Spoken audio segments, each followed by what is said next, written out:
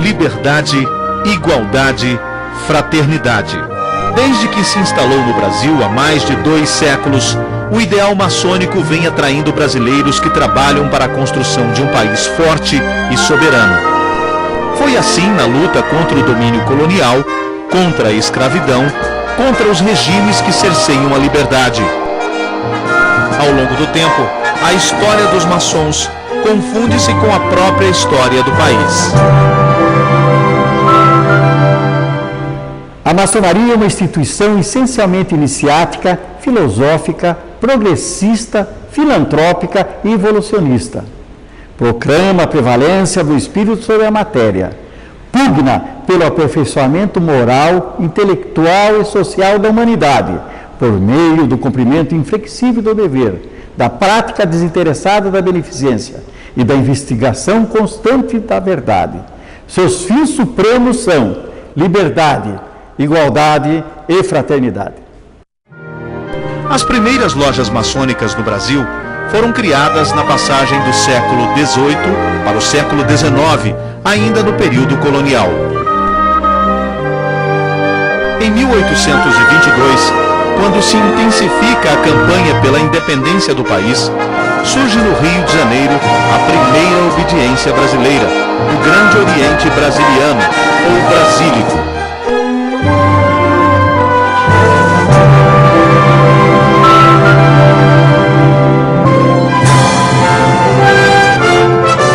O compromisso dos maçons era claro: conquistar a emancipação política do Brasil e consolidar o sentimento de nacionalidade. À frente do movimento estavam líderes políticos, ministros do reino e o próprio príncipe regente.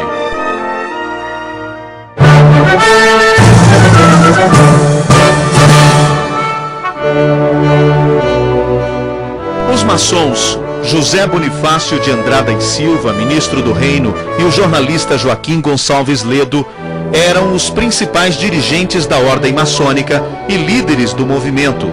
José Bonifácio, o patriarca da independência, foi o primeiro grão-mestre do Grande Oriente, sendo substituído por Dom Pedro I logo após a emancipação política do país. Independente de Portugal, a ex-colônia luta para afirmar-se perante as outras nações. O imperador e grão-mestre vê-se impelido a suspender oficialmente as sessões da obediência maçônica. Em 1831, quando Dom Pedro I abdica do trono em favor do filho e retorna a Portugal, os maçons continuam as atividades. Em outubro, é reconstituído o Grande Oriente. Um manifesto aos maçons de todo o país e às obediências estrangeiras anuncia a retomada dos trabalhos com força e vigor. Com o imperador Dom Pedro II ainda criança, regentes governam o Brasil. O período regencial apresenta clara efervescência, com revoltas e movimentos separatistas eclodindo por todo o país.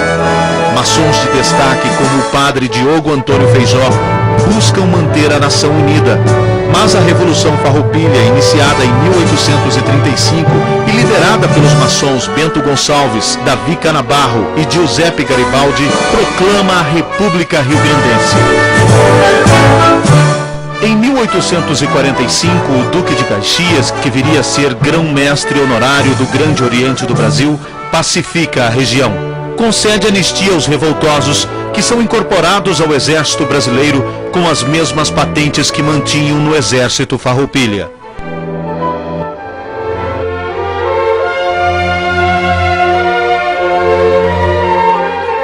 Eusébio de Queiroz, mentor da lei que extinguiu o tráfico de escravos em 1850, era maçom.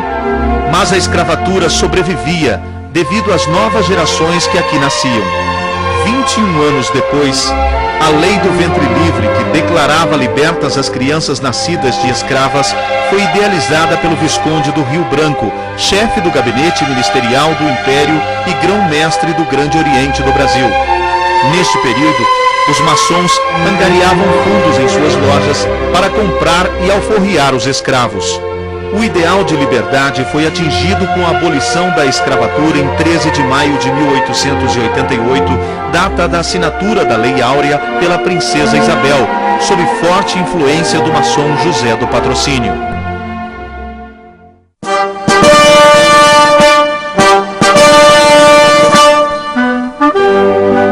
A luta não para. A monarquia apresentava claros sinais de exaustão. Ideais republicanos são defendidos abertamente nas lojas maçônicas espalhadas por todo o país.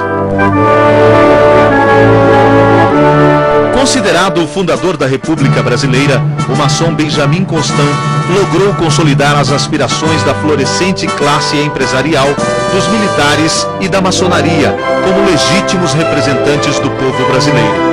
No episódio da proclamação, um maçom liderava as tropas. O Marechal Deodoro da Fonseca, que viria a ser o primeiro presidente do Brasil e o 13º grão-mestre do Grande Oriente do Brasil. O primeiro ministério era totalmente constituído por maçons. Quintino Bocaiúva, ministro dos Transportes e também dos Negócios Estrangeiros.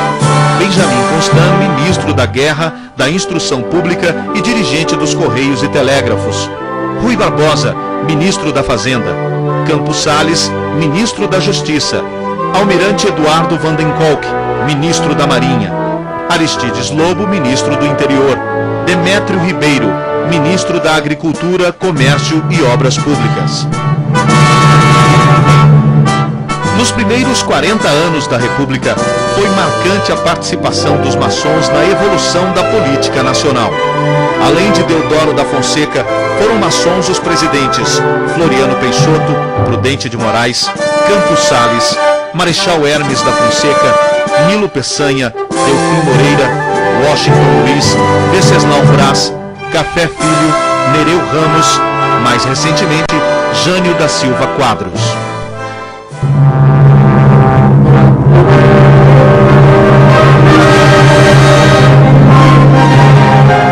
Com a mudança da capital federal para Brasília, o Grande Oriente do Brasil se transfere para o Planalto Central em 1978. As novas instalações são arrojadas, em sintonia com o estilo arquitetônico da cidade. A sede da entidade está instalada em um edifício com 7.800 metros quadrados de área construída. Com mais de 2.000 lojas, cerca de 63 mil obreiros ativos e reconhecido por mais de 200 obediências regulares do mundo, o Grande Oriente do Brasil é hoje a maior obediência maçônica do mundo latino, mantendo viva a chama dos ideais maçônicos. O Grande Oriente do Brasil sempre esteve presente nas ações sociais. Em 1983, preocupado com a formação da juventude brasileira, foi criada a Ação Paramaçônica Juvenil. A Ação Paramaçônica Juvenil é uma instituição para rapazes e moças, filhos ou não de maçons. Esta instituição é voltada para a prática e a difusão dos valores sociais e morais importantes na formação da cidadania. As esposas dos maçons estão presentes e atuantes na Fraternidade Cruzeiro do Sul, uma instituição de cunho assistencial que tem por princípios gerais a defesa dos deveres essenciais condizentes com o amor à família, dedicação à comunidade, a livre manifestação do pensamento, a promoção do reconhecimento e da defesa dos direitos universais da mulher. Preocupado com o futuro da sociedade brasileira, o Grande Oriente do Brasil deflagrou a campanha Maçonaria contra as Drogas, a favor da vida. O objetivo é informar os malefícios causados pelo consumo de todos os tipos de drogas que provocam dependência física ou psíquica, um dos grandes males que ameaçam a humanidade. Ao longo da história, os maçons lutaram pela autodeterminação porque acreditaram no direito de liberdade dos povos. Combateram a escravidão porque acreditaram numa sociedade justa e fraterna. Lutaram pela implantação da República porque acreditaram ser um instrumento de todos no destino de cada um. A história moderna mostra que em todos os momentos em que não houve a prevalência da justiça, os maçons estiveram presentes para restabelecer a ordem. Os maçons da atualidade, inspirados no exemplo de seus antepassados e sustentando os deveres essenciais de amor à família, devotamento à pátria e obediência à lei, prosseguem em sua máxima: liberdade, igualdade e fraternidade.